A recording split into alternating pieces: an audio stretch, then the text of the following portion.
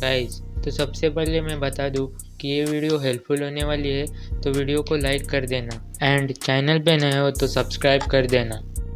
तो इस वाली वीडियो में आपको useful and funny sound effect देने वाला हूँ, जिन्हें आप ट्रिम करके अपनी वीडियो में लगा सकते हैं। और एक चीज़ बता दूँ, तो हर एक साउंड इफेक्ट के बीच में 2 सेकेंड का गैप है, ताकि ट्रिम करने में आसानी हो।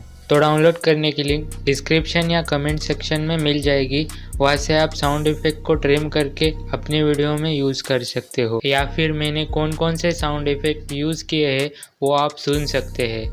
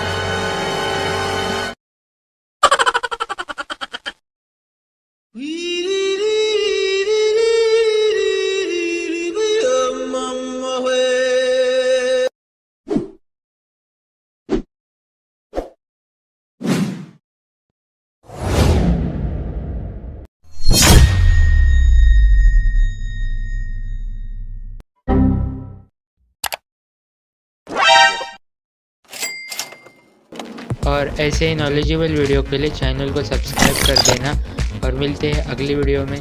तब तक के लिए बाय।